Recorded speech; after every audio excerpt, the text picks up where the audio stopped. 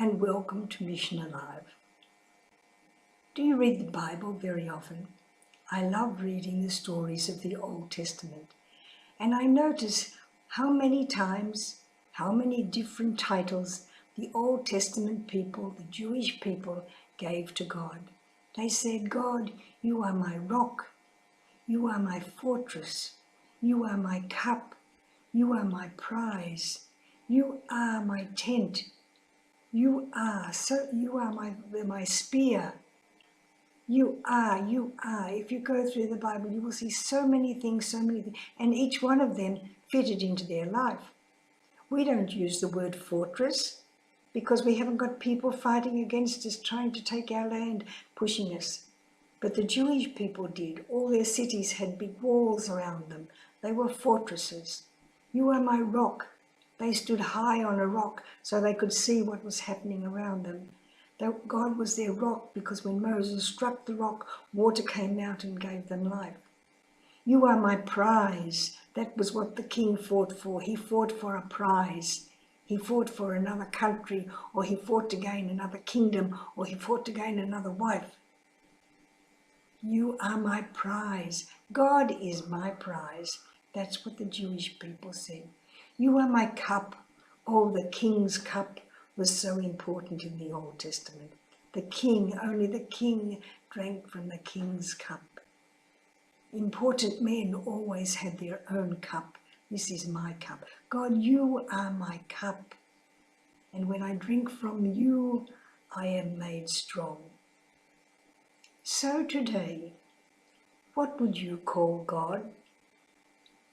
What image would you give of your life? God is my what?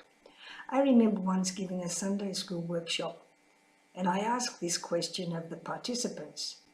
Just think, what would you call God? So they thought, and they drew, or they wrote, and I waited. And then I asked who would like to share their story, their image of God. And this young fellow stood up and he gave the image that I talked to you about recently. He gave the image of the current. And he said, God, you are my current. And I asked him to explain to the class why he had chosen that image. God, you are my current.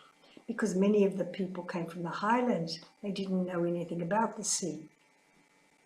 Many of the people lived inland, on the flat land, but inland, away from the sea.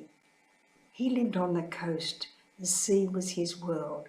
God, you are my current. If he went from one place to another, he always waited until the current was favourable. The current was going in the direction that he wanted to go.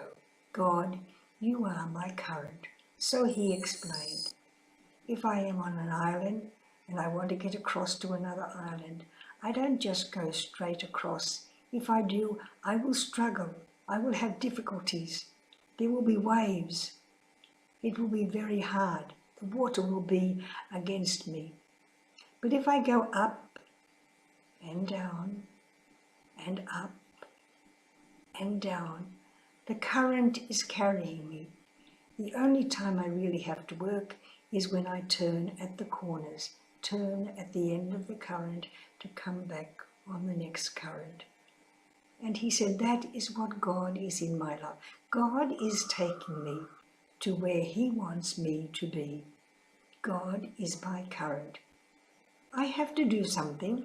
I have to paddle. I have to paddle, but I have to paddle with God, not against God. I have to do the things God wants me to do. I have to pray.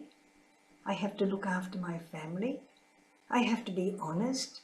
When I sell my fish that I catch, I have to ask a fair price and not too high a price.